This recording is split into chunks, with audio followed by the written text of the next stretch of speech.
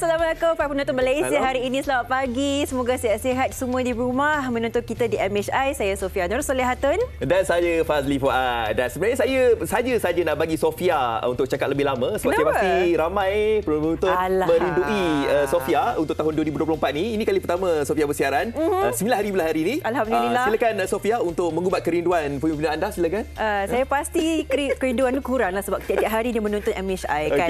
Dan kita mengharapkan agar anda di mana jua anda berada ya, keadaan yang baik. Khususnya kita ada mungkin sedikit sebanyak perkabaran daripada Johor di mana kita tahu ya setakat hujan dan juga banjir pada ketika ini memang meningkat. Ramai juga yang berada di PPS sekarang. Kita mengharapkan yang terbaik bagi mereka dan kita akan memberikan sedikit gambaran penuh apa yang berlaku di sana juga. Okey, dan saya pasti mereka yang berada dekat bukan saja di negeri Johor, malahan anda yang berada dekat sekitar Pantai Timur ataupun di mana-mana sahaja yang terlibat terkesan akibat banjir ini, anda dah pun mengetahui keberadaan anda dah pun berada dalam keadaan yang selamatlah sebab apa? Sebab kita lihat walaupun keadaan banjir itu semakin hari semakin surut, tetapi jangkaan-jangkaan itu ternyata meleset, di mana kalau ikutkan di Johor seperti mana yang Sofia katakan tadi, di Johor hari Ahad tempoh hari kadar untuk mereka yang berada dekat PPS berkurangan. Tetapi semalam hari Isnin difahamkan keadaan semakin bertambah di beberapa kawasan di Johor, terutama di Kota Tinggi.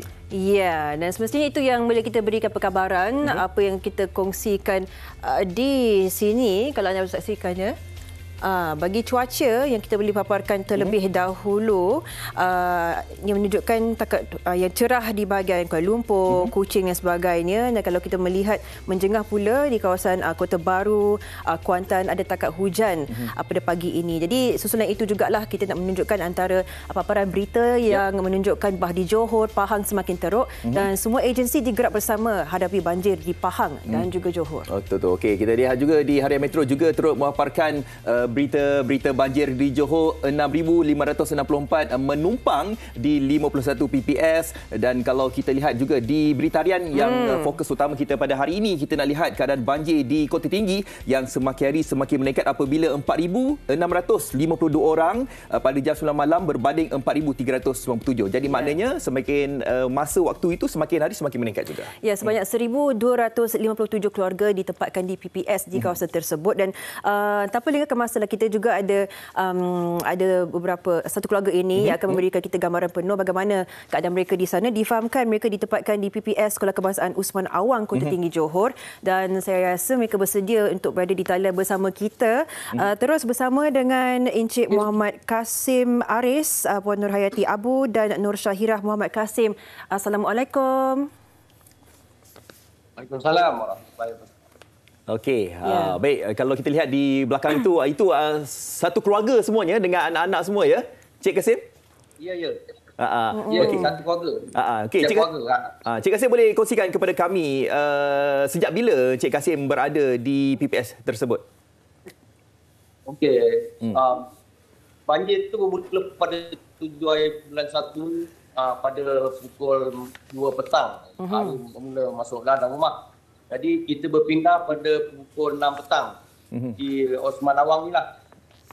Jadi sini ada 65 keluarga yang terlibat dengan banjir dan semuanya datang daripada Taman Kota Mas dan kawasan-kawasan yang sekitar lagi dengan dia. Wow, dan kita melihat gambaran di sini jalan utama dan kawasan telah pun ditenggelami air. Dan pada ketika itu kan, Encik Kasim, bagaimana keadaan di kawasan rumah sebelum mengambil keputusan untuk terus bergerak ke PPS tersebut? Macam mana keadaan pada ketika itu? Lepas tu kita sebenarnya air naik terlalu cepat pada kali ini, sehingga kan sampai paras pinggang. Lalu kita dapat keluar pada taman untuk kita pergi ke pusat-pusat yang telah disediakan lah. Tapi kita dimajukan ke sekolah Datuk Osman Awang. Agak tinggi juga sebab dekat paras pinggang tu. Okey, kita nak tanya kepada Puan Nur Hayati pula lah ya. Apa khabar Puan Hayati? Sihat Puan Hayati? Alhamdulillah, sihat. Okey, Puan Hayati, saya nak tanya, ini merupakan kali pertama ke ataupun dah biasa dah mengalami keadaan banjir di sana Puan Hayati? Okey, kalau di Taman Kota Mas ni, sebenarnya kami dah menghadapi masalah banjir ni hampir 18 tahun. Bermula daripada tahun 2006. Okey, jadi apabila Jadinya kalau daripada tahun 2020 tu setiap tahun sehingga tahun baru ni kami menghadapi masalah yang sama lah. Jadi situasi ini saban tahun berulang kembalilah dan saya rasakan bahawa Puan Yati, Encik Kasim dah pun bersedialah kan dalam sebarang jangkauan yang berlaku mungkin. Apabila berada dekat PPS, bagaimana Puan Yati melihat keadaan rumah? Adakah sempat untuk melihat ataupun bagaimana? Puan Yati, keadaan rumahnya bagaimana sekarang? Tak, kita masih tak dapat masuki laluan jalan di hadapan rumah tu sebab kalau ikutkan rekod semalam dah menghampiri parah dada lah kawasan rumah kami. Memang kita pun tak dibenarkan masuk lah sebab keadaan arus yang sangat kuat. Okey, nampak gambaran di sini rumah dimasuki belut juga ya. Dan kita fahamkanlah memang Ya, betul. Wah, bagaimana Puan bila bergerak bersama-sama dengan jiran-jiran yang bersama dengan Puan sekarang ni? Adakah bergerak bersama ke terdapat mungkin dapat membawa barang-barang yang penting atau tidak ataupun terlampau mengejut terus ke PPS? Bagaimana Puan? Kami tak ada banyak masa sebenarnya untuk mengemas sebab air tu memang terlalu cepat naik. Dan dalam keadaan saya yang baru hampir 2 bulan selesai operation, jadi tak dapat membantu banyaklah. Dan jiran-jiran semua masing-masing kita orang bergerak keluar serentaklah daripada taman rumah tu. Okey, kita nak bersama dengan di belakang itu adalah jiran-jiran Puan Hayati ya. Ya, betul. Okey. Semua penduduk daripada Taman Kotemas. Okey, nampak ya, walaupun ialah duduk di PPS tapi mereka masih lagi tersenyum. Ya, masih melakarkan. Ya, kan. Okey, nak tahu juga alalang semua dah berada di PPS. Boleh gambarkan kepada kami tak keadaan di PPS tu bagaimana? Cukup tak segala-galanya tentang mungkin tilam cukup ke, selimut, makanan dan sebagainya? Cukup tak semuanya di PPS itu? Setakat ni kita cuma dapat 5 kemah, kain selimut dengan peralatan mandi dan juga toto yang disediakan lah. Sebab benda waktu sekarang ni semua kawasan terlibat dengan banjir dengan secara serentak. Jadi kemungkinan barang-barang tu tidak dapat sampai dengan sepenuhnya lah. Sebab mungkin disebabkan jalan tertutup dan masalah kekurangan yang terlalu ramai. Pusat dia tak. Ya, beruntun juga bila kita melihat anak-anak kecil di kawasan itu juga ya. Dan kalau boleh kita nak melihat paparan di sekeliling kawasan PPS ni, kalau boleh sebab mungkin ramai yang tak pernah melihat bagaimana keadaan ataupun situasi di sebuah PPS. Ni terletaknya di sebuah sekolah. Dan bagaimana setiap keluarga ditempatkan bersama dalam satu kawasan atau satu ruangan itu ke bagaimana? Ya, seperti kita melihat di sini. Okey, kita lihat mereka sedang menunjukkan kepada kita beginilah keadaannya, situasi yang berlaku di Pusat Pembedahan Sementara ataupun PPS yang berada di Sekolah Kebahasaan Datuk Osman Awang, Kota Tinggi Johor. Jadi setiap kelas juga ada pengisian-pengisiannya kan? Ya, setiap bilik darjah itu dijadikan ialah tempat penempatan sementara bagi setiap keluarga ini dan kita harapkan yang terbaiklah. Kami pasti ada banyak kekangan juga. Betul. Bila berada di kawasan PPS ini tidak mudah dan perasaan ketidaktentuan itu masih ada juga. Dan setakat semalam juga atau pagi ini kita melihat setakat hujan juga masih berterusan. Nampak tadi hujan masih lagi berterusan. Masih lagi. Kan? Okey, kita nak tanya kepada Cik Kasim kembalilah ya. Jadi kejap kita nak pergi. Okey, Cik Kasim. Apabila mereka semua dah pun berkumpul ramai-ramai, jiran tetangga semua dah berkumpul di dalam sesebuah kawasan di PPS ini, apa aktiviti-aktiviti yang dibuat sepanjang mereka yang berada dekat PPS tu? Mungkin kita orang luar ni nak tahu juga apa yang kalian buat di sana. Okey, setakat ni aktiviti yang nak buat pada kanak-kanak. Kita ada semalam kita ada buat macam permainan sukan sikit. Ada senaman, aerobik untuk kita memberi ketenangan lah pada makin-makin banjir ni. Supaya dapat lebih kata orang bersabar dan bersedia dalam apa keadaan. Baik. Di sebelah saya ni juga ada pengurusi pihak reggae Datuk Osman Awang. Puan Najis.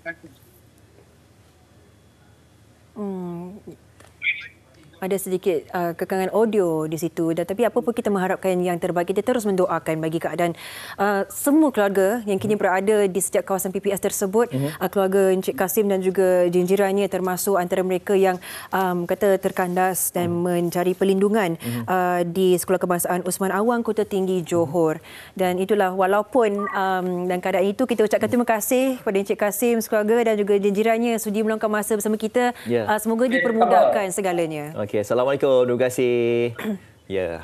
Kami yang berada di sini mendoakan agar mereka sekeluarga termasuk jinjiran ini dapat pulang ke rumah masing-masing secepat mungkin, dan kita doakan agar hujan yang berada di sana tidak berterusanlah untuk memudahkan pergerakan mereka yang berada dekat sana. Baiklah. Betul. Seperti mana satu acara tahunan, saya pasti kesiapsiagaan anggota yang terbabit juga untuk memastikan keselamatan masyarakat di sana juga dipertingkatkan lagi. Kita terus bersama dengan penolong kanan Pesuruhjaya Bomba Siti Rohani Nadir, Pengarah Jabatan Bomba dan Penelat Malaysia JBPM Johor. Assalamualaikum. Puan. Waalaikumsalam. Ya, Fadli dan Sofia di studio. Ya. Okey, Puan, mungkin boleh kongsikan kepada kami bagaimanakah situasi keadaan banjir di sana, dan adakah banjir ini akan berterusan sampai bila, Puan? Silakan. Okey, setakat ni masih 6 daerah terlibat di sekitar negeri Johor, samalah dengan hari-hari yang sebelum ini, iaitu di sekitar daerah Johor Bahru, Pontian, Kulai, Keluang, Segamat dan Kota Tinggi. Sebenarnya semalam hujan tidak turun, jadi keadaan tu sedikit baguslah, sebab dari segi PPS pun sebenarnya pukul 2 semalam tak silap saya ada 54 PPS, tetapi jumlah tersebut telah berkurang sehingga ke pagi ini jam 8 pagi dimaklumkan ada 49 PPS dengan jumlah penghuni seramai 7,324. Ada berlaku sedikit pengurangan. Tetapi nampaknya malam tadi telah berlaku hujan dan sebenarnya sehingga ke pagi ini hujan masih berlaku di sekitar kawasan daerah di negeri Johor, dan dijangka beberapa kawasan yang sebelum ini telah ditutup, PPS telah ditutup, mungkin akan dibuka baliklah.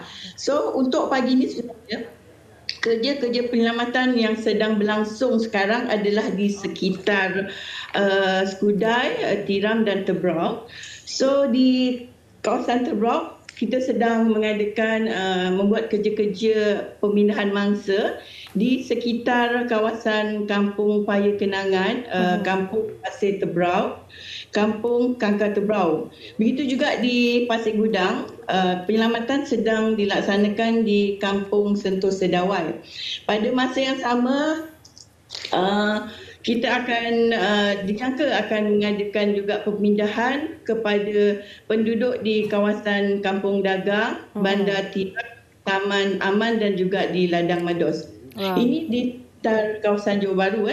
Tetapi di kawasan Kota Tinggi, dimaklumkan sungai-sungai pun masih berada di tahap bahaya. Jadi dengan adanya hujan yang berterusan malam tadi, so pada pagi ini tumpuan kita adalah membuat pemindahan mangsa di kawasan kampung-kampung, iaitu melibatkan Kampung Tembioh, Kampung Panti dan Kampung Sepak Hilir. So keadaan saya rasa dari segi banjir tu pada hari ini masih sama seperti yang sebelum ini, dan kita juga masih meneruskan pemantauan di sekitar kawasan terutama di daerah Johor Bahru dan juga di kawasan Kota Tinggi. Ya, faktor kedudukan dan juga daripada sudut geografi kawasan-kawasan daerah ini dalam Johor sendiri yang memberikan sedikit kesukaran untuk melihat apabila berterusannya takat hujan itu. Dan Puan, bila melihat semula kawasan-kawasan telah pun dinaiki air ini dan disebut ada penyelamatan yang diteruskan, adakah pemantauan berterus akan dilakukan di kawasan-kawasan yang telah pun dinaiki air atau bagaimana untuk memastikan tiada siapa yang tertinggal di kawasan-kawasan yang begitu bahaya seperti itu, Puan? Pemantauan sebenarnya kita memang sentiasa laksanakan dari masa ke semasa. Ditambah pula maklumat-maklumat yang kita terima daripada MET Malaysia, daripada GPS. So mana-mana kawasan yang dijangka menerima hujan yang tinggi, di samping kadar sungai yang berada pada paras bahaya, kita akan meneruskan pemantauan di sekitar kawasan-kawasan kampung dan kawasan-kawasan yang berhampiran dengan sungai tersebut. So memang pada dasarnya untuk kawasan kota tinggi contohnya, sebelum ini kita telah melaksanakan perpindahan di sekitar kawasan bandar. Tetapi kita masih juga pada hari ini melaksanakan pemantauan di kawasan tersebut sebab kita khawatir masih ada juga mangsa-mangsa yang sebelum ini enggan berpindah. So pemantauan masih diteruskan. Tapi alhamdulillah untuk kawasan-kawasan daerah lain kita nampak berlaku sedikit penurunan dari segi taburan hujan dan juga dari segi paras air di sungai-sungai. Okey, Puan, yang terakhir sekali, macam biasalah kita nak tanya apakah mungkin saranan ataupun arahan daripada pihak Puan agar semua dapat mematuhi segala yang telah pun ditetapkan daripada anggota penyelamat. Silakan, Puan. Yang pertamalah, apabila diarahkan untuk berpindah, memang kita mohon supaya orang ramai ni segera berpindah, jangan melengah-lengahkan sebab bila air dah naik, mana keadaan akan jadi semakin runcing, jadi proses pemindahan itu akan menjadi semakin sukar. Dan sekarang ini kita nampak di sekitar Johor Bahru dan juga di sekitar Kota Tinggi, air pun masih dalam keadaan yang tinggi. Jangan sesekali cubalah untuk meredah meredah jalan ataupun menggunakan kenderaan untuk melalui kawasan-kawasan yang masih berlaku banjir. Dan kita juga menasihatkan mereka yang berada di PPS supaya buat masa ni duduklah dulu di PPS. Jangan ada yang cuba kembali ke rumah sehingga keadaan betul-betul selamat dan terkawal. Terima kasih Puan kerana memberikan kita gambaran penuh dan juga nasihat kepada semua yang terjejas di kawasan tersebut. Penolong kanan Pesuruhjaya Bomba Siti Rohani Nadir, Pengarah Jabatan Bomba dan Penyelamat Malaysia Johor. Terima kasih Puan. Terima kasih Puan. Sama-sama. Okey, baik. Itu dia kata-kata Puan tu kita harus ambil berat, terutama sekali meredah banjir atau meredah keadaan di sana tu. Itu yang sering kali dibuat. Ada orang macam nak cuba-cubalah untuk melalui jalan tersebut. Kita tak tahu keadaan kedalaman air itu bagaimana dan dinasihatkan agar mereka yang berada di sana cuma kendaraan berat dan juga mereka yang mungkin mempunyai pacu 4 roda sahaja yang dibenarkan untuk melalui kawasan-kawasan tertentu sahaja. Apa yang tarik perhatian saya adalah ada yang masih tak nak berganjak. Ini membabitkan nyawa tuan dan puan. Kalau boleh kita ada jiran atau sesiapa yang masih berdegil tu, cepatlah kita nasihatkan mereka supaya keselamatan itu dapat dipertingkatkan. Okey, kita akan berehat seketika. Dan lepas kita cakap tentang kesihatan. Sofia. Jangan ada apa dekat saya rambut awak tu? Saya tak ada kutu. Sebab hari ini kita berbicara tentang kutu rambut tuan dan puan. Dan lagi bagi sekolah nak buka ni kan. Itu pun kerisauan juga. Ya, okey. Sekali di MHI selepas ini.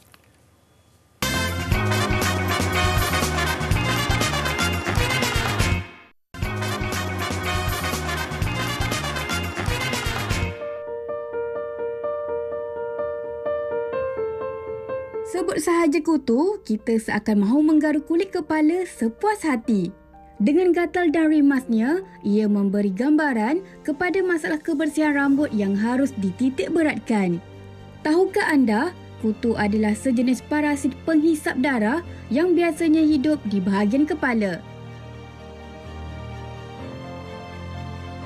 Tak pernah. Saya tak pernah mengalami masalah kutu. Pernah lah waktu saya sekolah rendah dulu. Terutama bila kita ada mandi, kena shampoo dengan bersih, keringkan rambut ke apa semua. Sebelum ni memang ada pakai shampoo. Shampoo tu untuk kita pakai untuk bebaskan kutu lah. Dalam seminggu tu kita pakailah 2 kali, 3 kali. Dalam masa yang sama kita jaga kebersihan. Selain daripada tu ada pakai juga untuk macam spray untuk serangga-serangga. Boleh juga pakai pakai, kita spray lah dekat kawasan yang kita selalu duduk. Zaman dulu, dia bukan zaman macam zaman sekarang kan. Zaman dulu kita guna tradisional lah. My mum, dia guna minyak kelapa dan dia letak kat kepala saya. Dia tinggalkan dalam half hari, half day. Dan lepas tu baru basuh. Sebab minyak kelapa tu dia boleh bunuh kutu tu lah. Dan baru kita pakai ubat kutu. Kita still juga ambil ubat kutu dekat klinik untuk bunuh kutu tu lah. Apakah yang harus dilakukan jika kita atau anak-anak terkena kutu? Selain faktor kesihatan rambut, ketahuilah apa kesan jangka panjang jika masalah kutu tidak diatasi dengan betul. Saya sebenarnya baru tahu yang kutu ni bukan disebabkan faktor kebersihan. Tapi kalau ada pendedahan tu boleh berjangkit dengan anak yang lain dan sebagainya. Itu saya belajar ni. Betul. Anda kata kalau kita dah suruh anak kita tu shampoo rambut hari-hari, jaga macam mana pun tetap akan kena kutu juga. Tapi anak saya yang baru saja masuk tadika kan. Saya tanya dia experience pengalaman pertama. Macam mana Zain sekolah hari ni? Dia cakap apa? Sekolah hari ni okey. Tapi Daddy, kawan Zain ada kutu. Serius? Itu yang dia cakap dengan saya. Oh, ya ke? Jadi maknanya kat sini apa? Kita harus dedahkan perkara ini. Kan? Budak-budak yang masuk tadika apa semua tak tahu. Dan macam anak saya sendiri pun, dia kutu tapi dia tak tahu jangkitan itu boleh membuatkan kulit kepala gatal sebagainya. Lagi budak ni mamai bersama dan sebagainya. Pendedahan tu ada. Kita terus bersama dengan Dr. Nur Faizah Tauhid, pensyarah perubatan, pakar perubatan kesihatan awam, Fakulti Perubatan dan Kesihatan Pertahanan, Universiti Pertahanan Nasional Malaysia. Assalamualaikum Doktor. Salam. Terima kasih menjemput kami, menjemput saya. Menarik topik ni Doktor, sebab saya sebagai seorang ibu ni pun macam tak tahu sebenarnya benda ni berjangkit bukan disebabkan kebersihan ni. Mungkin doktor boleh bagi pencerahan bagaimana bermulanya dan kadar jangkitan lah atau merebaknya macam mana? Okey. Terima kasih ya Afat dan juga Sofia. Pertama sekali saya rasa elok saya terangkan sedikit pasal kutu ni.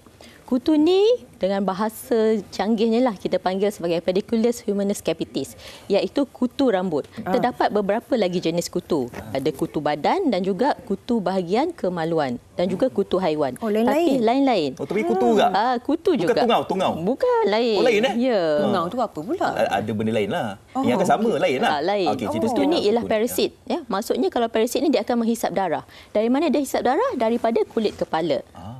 Saiz dia sangat kecil, sebesar biji-bijan sahaja, ya. Okey, sebab tu senang untuk terlepas pandang.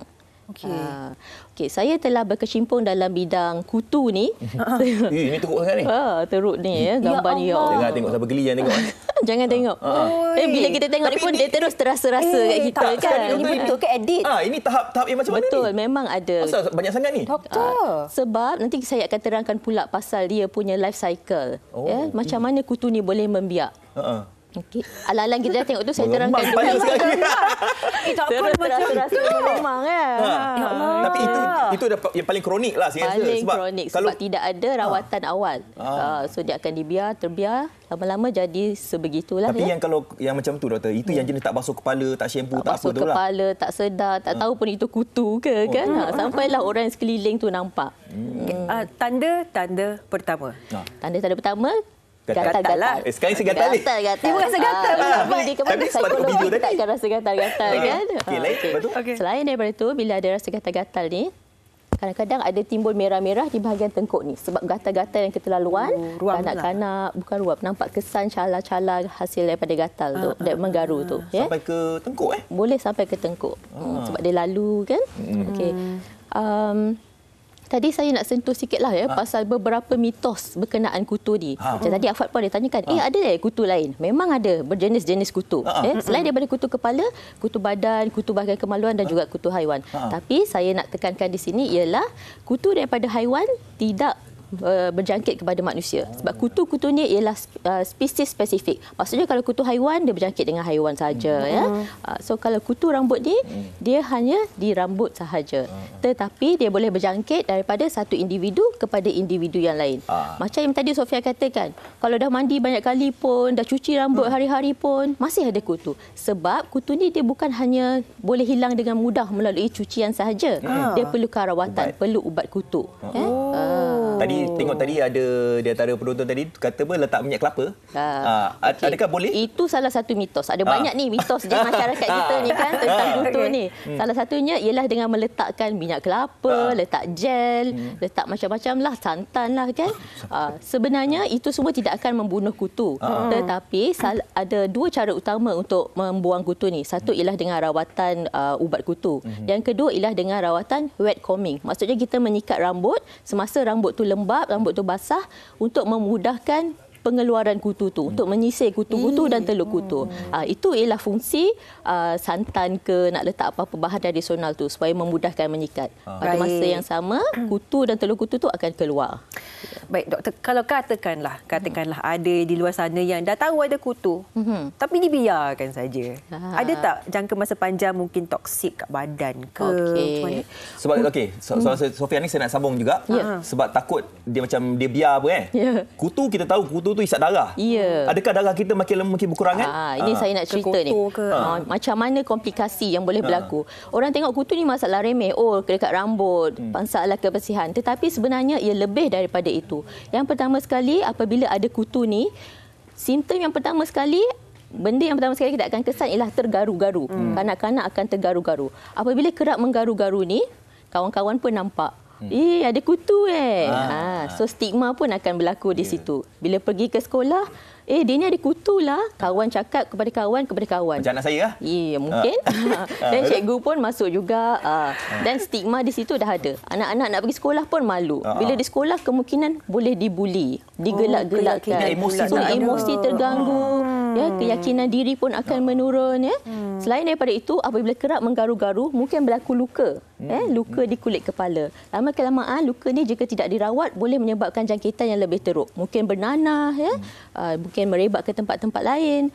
Selain itu, apabila kerap menggaru, dalam tidur pun dia tergaru-garu. Kesian. So, masa tidur pun akan terganggu. Besok pergi sekolah rasa mengantuk, tidak dapat menumpukan perhatian pada pelajaran dan mungkin akan berlaku keciciran juga dalam pelajaran. So, macam soalan Afat tadi kan, dia sedut darah. Boleh hilang ke darah dalam badan kita? Anemia Untuk kutu yang terlalu kronik ni, boleh menyebabkan anemia juga. Terutamanya orang-orang yang berisiko tinggi kan, contohnya gelandangan kan, yang dibiarkan secara kronik kutu-kutu ni. Dan lagi satu, kutu yang teruk ini juga boleh menyebabkan diskriminasi. Tadi stigma kan, yang ini diskriminasi pula. Orang tak nak kawan dengan dia, orang asingkan dia, tak boleh join kumpulan ini. So kesianlah kanak-kanak tu nanti. Okey doktor, kita dah tahu dah macam mana rawatan apa semua, tapi nak tahu macam mana jangkitan ni boleh berlaku. Macam yang common ni kita tahulah, macam Sofia ada kutu, saya pinjam sikat Sofia, saya confirm. Senang bagi contoh kan. Tapi yang macam budak-budak, adakah dia boleh lompat-lompat ke atau macam mana kutu ni? Kutu ni dia tidak boleh terbang. Dia tak ada sayap pun, so dia tak boleh terbang. Tapi dia boleh merangkak dan dia sangat laju merangkak. Contohnya, daripada satu rambut kita ni tersentuh rambut orang lain, tersentuh bahu ke, dia boleh berpindah kepada orang lain juga. Selain daripada itu, perkongsian barang-barang. Sikat, topi, telekung, bantal.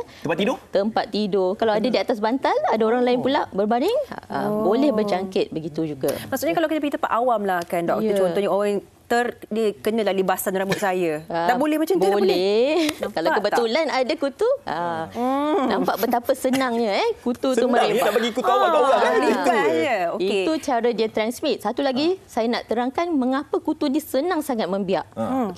Jangka hayat kutu ialah lebih kurang 30 hari. Sebulan? 30 hari dalam sebulan saja. Tapi walaupun dalam tempoh yang pendek ini, kutu ni dah boleh membiak, seekor kutu saja boleh membiak sehingga 150 hingga 200 biji telur. Seekor kutu saja. Kenapa macam tu? Kutu betina. Kenapa macam tu?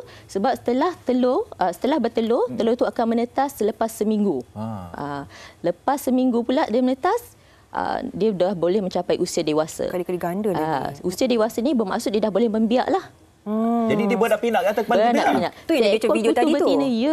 Seekor kutu betina seekor saja. Dalam tempoh lebih lifespan dia yang balance tu dalam 15 hari lagi tu, dia boleh menghasilkan sehingga 150 ke 200 biji telur sebelum dia mati.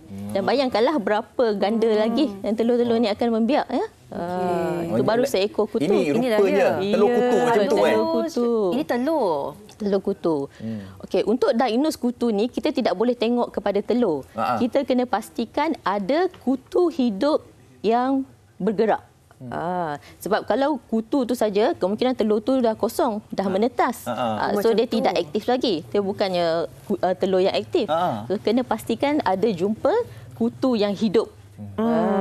Itu betul-betul diagnosis untuk kutu. Doktor, katakanlah kita cakap tentang rawatan pula kan. Kesian contohlah budak tu dah penuh dah dengan kutu berterbangan dan sebagainya. Ubat yang diambil tu adakah semudah-mudahnya instantly ataupun terus hilang segala kutu ataupun dia ambil masa juga? Okey, macam yang saya terangkan daripada life cycle daripada kitaran hidup kutu tadi, dalam tempoh sehari 2 hari akan ada telur baru yang menetas. Oleh itu ubat kutu ni tak boleh pakai sekali saja. Pakai sekali, sikat, kita rasa dah okey. Tidak. Sebenarnya ubat kutu ni perlu dipakai beberapa kali. Jaraknya ialah antara 5 hingga 7 hari. Dah pakai sehari, selepas 5 atau 7 hari, ulang pakai semula. Okey, andai katalah kita tadi jangkitan sikat kan? Ni contoh ni sikat. Sikat ni ada kutu ni. Kita sayang sikat ni. Kita nak pakai juga. Jadi macam mana dari segi penjagaan barang-barang yang mungkin terkena dengan kutu ni? Nak basuh ke, kena dalam air panas ke apa ke? Kutu ni setelah dia jatuh daripada kepala dia hanya ada dalam 1 hingga 2 hari sahaja untuk hidup. Sebab dia akan berlaku dehydration, ternyah hidrat. Oleh itu, untuk membunuh kutu-kutu ni, contohnya ada sikat yang kita sayang, kita dah basuh, kita bungkuslah dalam plastik supaya tidak ada udara, tidak ada akses kepada air, bagi mati kutu tu. Guna air panas? Air panas pun boleh, tapi takut ada telur yang tak mati-mati juga lagi kan. So kita bunuh. So kalau kutu dewasa dalam 2 hari. Kalau telur boleh sehingga 3 hari. Tak apa, Fat, awak punya birthday bulan depan kan saya beli sikat baru untuk awak. Nak kalah apa orang cakapnya. Bukan sikat je, bantal, tilam takkan nak buang. Juga selamatkan. Okey, faham. Kan, basuh macam tu kan. Kena sentiasa vacuum lah kan, telur-telur kutu. Betul. Baik, Doktor, sebagai satu kita nasihat yang sepenuh-penuhnya untuk semua yang menonton, ibu bapa dan mungkin mereka yang bergelut dengan masalah ni, bagi dewasa sekalipun, apa yang doktor boleh sampaikan? Saya ada 2 nasihat utamalah ya. Yang pertama ni, hentikan stigma kepada orang yang berkutu. Sebab selalunya untuk kita punya masyarakat pada dewasa ini, dia bukan lagi berkait rapat dengan kebersihan.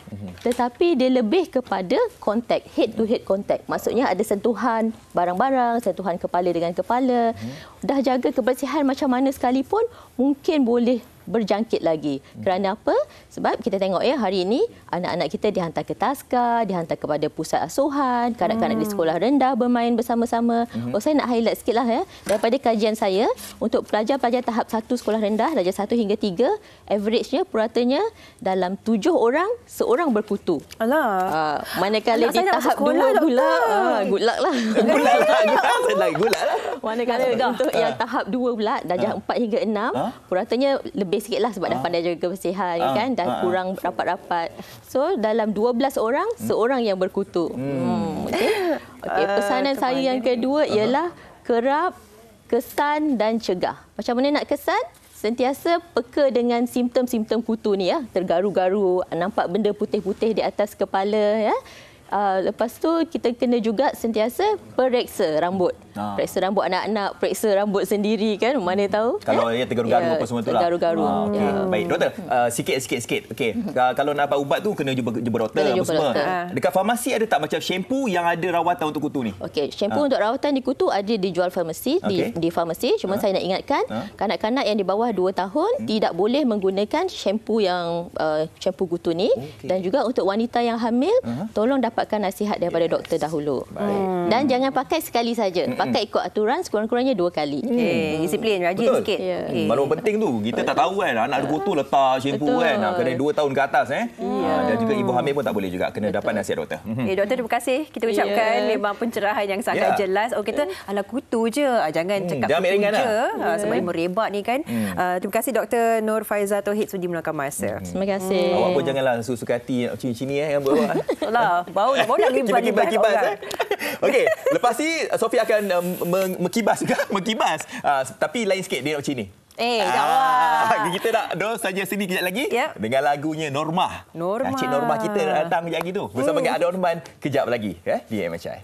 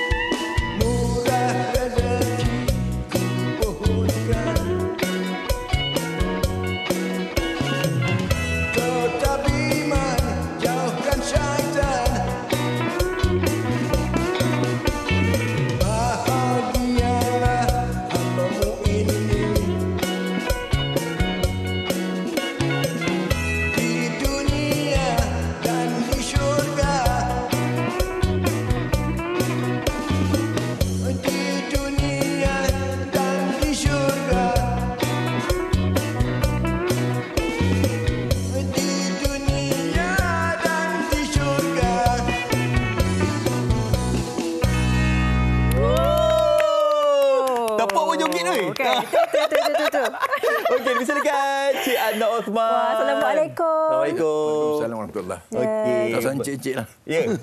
Habis nak panggil abang. Okey. Okey, silakan. Silakan Abang Anna Osman dengan lagunya Bersyukur. Sofia minta lagu Norma. Kenapa tak ada lagu Norma? Ada. Ada. Ada. Tak ada orang minta pun. Oh, tak apa, special request sekejap lagi. Kita nak nyanyi live. Nanti ni Abang Nan nyanyi live sekejap lagi lagu. Boleh? Tak boleh. Oh, dia akan ada bunyi. Okey, tadi kita dah mengimbas kembali zaman 60-an. Ni zaman mak ayah kita lah. Sekarang ni ada trend juga. Di media sosial sebenarnya ada satu filter je. Kita boleh nampak imbasan. Kalau kita dalam zaman 30-an, 70-an, bagaimana agaknya rupa kita. Dengan ceritanya, kita dah buat dah. Okey. Jadi anda semua nak tengok tak wajah saya dan juga wajah Sofia ketika tahun 70-an. Ini gambarnya. Mana pula? Oi, okey, tengok macam mana agaknya. Wow. Okey, Abang Nan, okey. Answer tak? Ni awak dah macam artis international. Okey, itu gambar saya. Okey, jom kita tengok Sofia pula. Cantik ke tak? Okey, jom kita Sofia. Okey, ni versi saya pula. Okey. Hitam manis yang hitam manis. Wah, lain terus. Macam artis. Macam bukan artis lah. Terus berubah ya. Macam apa? Macam apa? Macam artis Korea. Yoko Ono nama dia. Yoko. Jepun punya artis Dia nyanyi lagu. Okey. Itu imbasannya lah kan. Sementara kita cakap tentang nostalgia seni ni. Dah maaf lah, Cik. Ini Abang Dan mengimbas kembali. Sebab kita belum hidup lagi zaman tu. Nak tengok muka macam mana. Abang Dan 70-an waktu ketika tu umur apa? 70-an. 70-an. 23. Oh, 23. Okey. Jadi Abang Dan ni dulu ni terkenal dengan gugiran bersama dengan The Rhythm Boys. Tadi lagunya Bersyukur. Okey, jadi nak tahulah macam mana sekarang ini dah tahun 2024 ni dalam kerjaya seni Abang Dan. Kerjaya seni masih berjalan seperti biasa, tapi cuma yang tergenalanya sebab COVID je lah. Jadi sekarang ni saya ada bulan depan 11 bulan 2 ada dinner show di Singapura. Alhamdulillah. Jadi dan mungkin pada bulan 7 saya akan ada show saya sendiri. My Musical Journey. Dekat mana? Di Kuala Lumpur ni. Dekat KL? Tapi tempat belum boleh booking sebab dia kata awal-awalnya 6 bulan baru boleh booking tempat. Jadi insyaAllah Julai nantilah. InsyaAllah. Okay, Alhamdulillah. Masih giat berseni lah orang cakap kan. Dan Abang Dan masih bergerak bersama dengan Kugiran ke ataupun tukar band ni ke bagaimana? Betul tukar band. Sebab ikut pada organizer lah. Ikut pada organizer. Kadang-kadang dia tak panggil The Rhythm Boys, dia bagi supply dengan band lain. Jadi kalau band lain tu terpaksa rehearsal lebih sikit lah. Okey, Abang Dan, kalau kita tengok dekat depan ni, mungkin boleh tunjukkan kepada penonton Abang Dan. Ni. Semua pengiktirafan Adnan Othman Bersyukur. Ini lagu yang tadi tu kan? Ya, lagu tadi. Tapi ini album yang dibuat oleh satu syarikat di Amerika. Dia buat compilation lagu saya, dan dengar cerita buku life story saya. Ini gambar hitam putih tuan perempuan. Ni gambar Abang Dan ketika muda ni. Ni antara wajah kulit album waktu ketika tu lah. Kulit album. Okey. Dalam ni dah berapa banyak dah album yang dihasilkan? 2,000. Dia limit 2,000 saja dah. Ni orang beli through internet. Ini worldwide punya sale lah. Okey. Ini dah antara lagu-lagunya Sofia. Turut terkandung dekat sini. Ya, lagu pilihan peminat dari Amerika. Lagu peminat daripada Amerika. Dia datang. Dia datang. Dia datang jumpa saya 12 tahun 2010. Datang jumpa saya dan saya bawa jumpa penyanyi 60-an lah waktu itu. Ni pun anugerah juga ya. Ini anugerah baru dapat emas. Watikah Pengiktirafan Anugerah Beringit Emas. Ni dari mana pula ni? Daripada Persatuan Artis dan Penggiat Seni Malaysia. Ini di-endorse oleh Menteri Komunikasi. Baru lagi ni 31 Disember tempoh hari. Baru. Saya tak tahu dia ada anugerah ni. Dia jemput saya makan je. Surprise. Pasal dia ada show 70-80s retro. Jadi dia jemput lah sekali makan. Saya tak tahulah dia. Tapi orang lain pun nampak macam dia tak bagi tahu juga, macam yang Dato' Johari Saleh pun terima, Dato' Rahim Razali pun terima, Dato' Ahmad Tamimi Sariga pun ada terima. Dia orang pun pakai biasa, jadi kalau dia tahu tu mungkin dia orang pakai smart kan. Pakai biasa je. Jadi maknanya dekat sini kita masih lagi nak mengiktiraf pengorbanan Datin diselamatkan Sofia kan. Kita orang mengenang kembalilah kan mereka, bakat-bakat mereka ini. Bagaimana perasaannya Abang Dan bila kita dah lama bergiat seni tu, memang kita rasa syukur alhamdulillah. Tapi bila disayangi, diingati, diberi pengiktirafan, bagaimana perasaan tu setelah beberapa tahun bergiat seperti ini? Sebenarnya saya seni muzik ni saya cuma hobi lah sebenarnya. Saya ada kerja lain sebenarnya. Saya tidak kata bergantung pada nyanyian lah. Saya profesional shoe designer. Saya satu kelas dengan Jimmy Choo.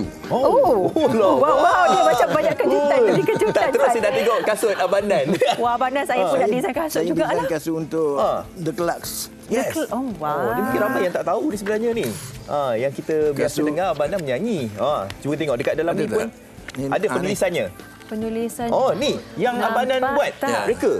Clarks beli untuk the first Kasut nampak tak? Skateboard. Skateboard ni. Skateboard yang masa mana tengok cahaya jap. Cantik. Cik ni. Okey. Ni buat di Malaysia ni. Buat dekat Malaysia. Ya. Wow. Kat mana cahaya ni? Ada lagi? Sekarang tak ada lah. Awak kena beli limited edition. Ui, siapa ada ni? Tahun 70-an tu.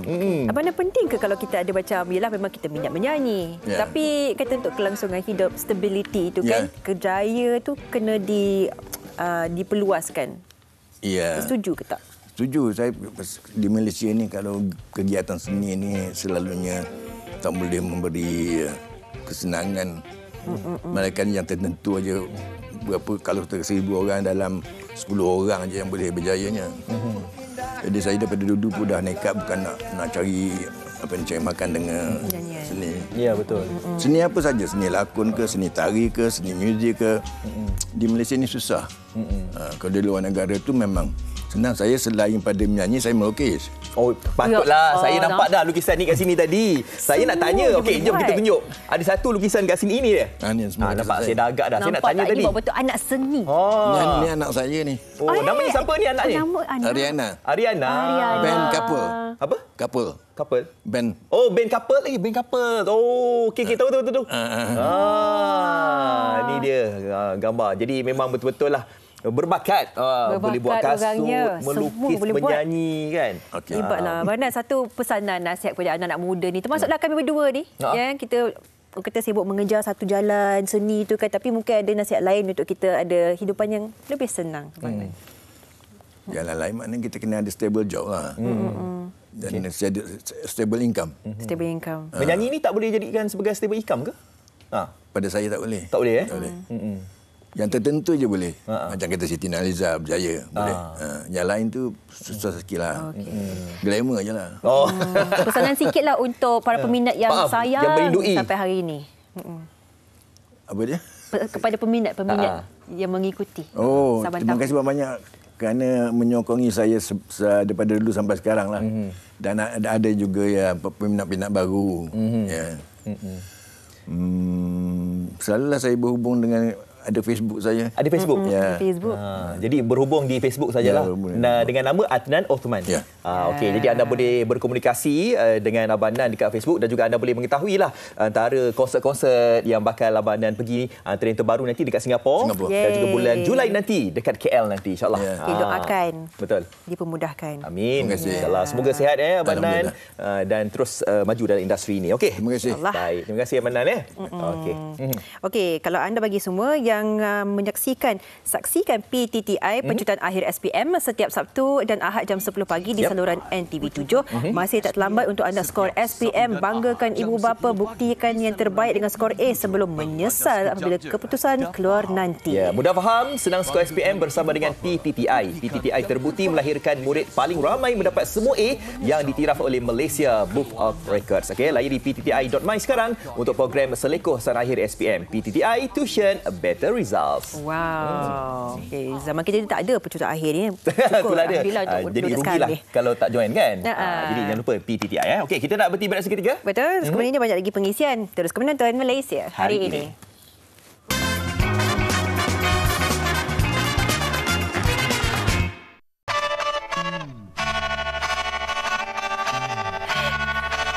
Muzik dah keluar. Bukan Cik Anan. Fazli Fuad. Ya, terimalah untuk anda. Kita nak nyanyikan lagu Cik Sofia. Cukup. Okey, so kita bawakan topik yang menarik untuk anda semua. Jangan lupa saksikan. Kita bawakan tentang fenomena ribut solar. Wow, mungkin yalah ramai dari kita yang mungkin tak tahu tentang ribut solar. Ribut tahulah kan. Tapi ribut solar apakah dia? Kita akan kongsikan pada hari esok nanti. Ya, macam-macam kan kalau bab cuaca ni kita akan bincangkan tentang ribut solar pula. Kita ucapkan terima kasih kepada anda semua menonton MHI. Semoga memberikan pengisian yang mantap dan bermanfaat untuk anda semua. Kepada anda semua yang berada dalam situasi banjir dengan arahan daripada pihak berkuasa. Betul. Dan kena jagalah keselamatan diri anda. Okey, semua jaga diri semua. Kita jumpa esok. Terima kasih menonton Malaysia hari ini. Saya Fadli Fuad. Saya Sofia. Bye-bye. Bye. Silakan. Pat.